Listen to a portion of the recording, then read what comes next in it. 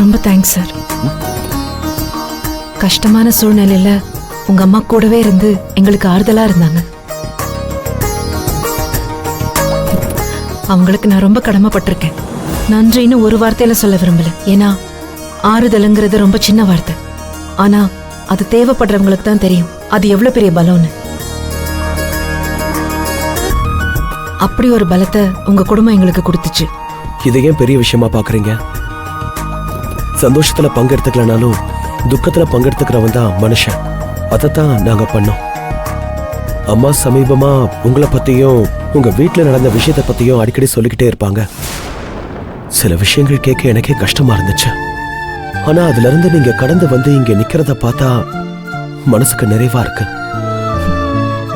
பாதம் மூடி இருக்குன்னு அப்படியே நின்னா பயணமும் நின்னு போயிடும்.